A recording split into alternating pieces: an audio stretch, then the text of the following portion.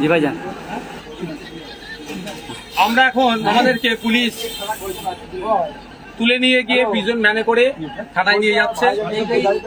আমরা পুলিশের CP joint সিপিকে আমরা মেল করেছিলাম যে আমরা 20 তারিখ থেকে 27 তারিখ পর্যন্ত আমরা কলকাতাতে একটা ওবিসি যে নতুন ওবিসি ওয়াকফ সংশোধনী আইন 2025 বাতিলের দাবি নিয়ে, ওবিসি নিয়ে যে পিছড়ে বর্গের হিন্দু আর মুসলমানদের মধ্যে যে জলঘোলা চলছে, প্রকৃত পিছড়ে বর্গের হিন্দু, প্রকৃত পিছড়ে বর্গের মুসলমান যে ওবিসি থেকে বেনিফিট পাবে সেটা পাচ্ছে না, বারবার কোর্ট হয়ে যাচ্ছে। এটা এই দুরবস্থার অবসান ঘটানোর জন্য। আর ফেক এসটি এসসি সার্টিফিকেটের রমরমা সারা পশ্চিমবাংলায় 1 কোটি আদিবাসী নাই, কিন্তু 1.5 কোটি ফেক সার্টিফিকেট হয়ে গেছে। মানে কত fake ST SC certificate, Rahman title, Das title, Banerjee title, ST কোটায় চাকরি করছে। এই অর্থাৎ ফেক এসটি এসসি সার্টিফিকেট বাতিল করতে হবে এই দাবি নিয়ে। আর পরিযায়ী শ্রমিকরা ভিন্ন রাজ্যে যেভাবে আক্রান্ত হচ্ছে এটা বন্ধের দাবি নিয়ে। এবং পরিশেষে যেটা গুরুত্বপূর্ণ বিষয়, আজকে নাগরিকরা এসআইআর নিয়ে আতঙ্কিত। বিহারে আমরা দেখলাম জ্যান্ত মানুষকে, জীবিত মানুষকে মৃত দেখিয়ে ভোটার লিস্ট থেকে নাম কেটে দিচ্ছে।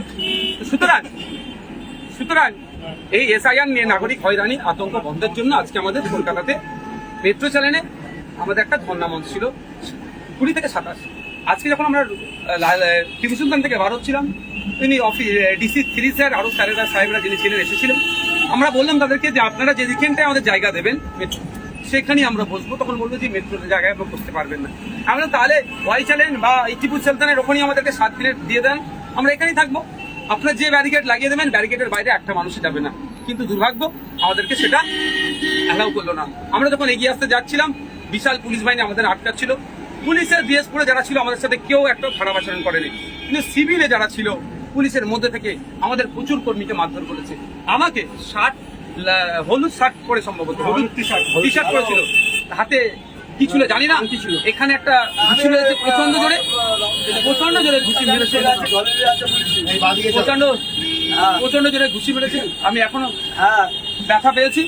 তো আমাদেরকে এখন নিয়ে এসছে। বাংলার মানুষকে বলবো, আন্দোলনটা বিজেপির বিরুদ্ধে, আন্দোলনটা শুভেন্দু অধিকারীদের বিরুদ্ধে। তারপরেও কেন আমাদেরকে রাজ্যের মুখ্যমন্ত্রী আন্দোলন করতে দিচ্ছে না? উনি হুমকি দিচ্ছেন পশ্চিমবাংলায় যে ওয়াকফ নিয়ে আন্দোলন করবে তাকে ডেকে দেবে। আমরাও কথা দিচ্ছি, আমাদেরকে যে গ্রেফতার করেছে যখনই ছাড়বো আমরা যে ওই মঞ্চে আবার ধর্ণা মঞ্চে বসবো। বাংলার মানুষকে বলবো, আপনারা এই পুলিশ আচরণের, এই মমতা ব্যানার্জির এই আচরণের আপনারা বিরোধিতা করুন, এর বিরুদ্ধে কথা বলুন। একদিকে যেমন ওয়াকফকে বাঁচাতে হবে, ও অপরদিকে এসআইআর নিয়ে যে আতঙ্কিত তৈরি হচ্ছে এটাকে ঘুচাতে হবে। আমরা ঐক্যবদ্ধ হন, এই ফ্যাসিস্ট সরকার, দুর্নীতিগ্রস্ত সরকারের বিরুদ্ধে, স্বৈরাচারী সরকারের বিরুদ্ধে আমাদের আন্দোলন জারি থাকবে। জানি না আমার এখন যা লেগেছে, হয়তো আমাকে হসপিটালাইজ হতে পারে, প্রচন্ড লেগেছে আমাকে।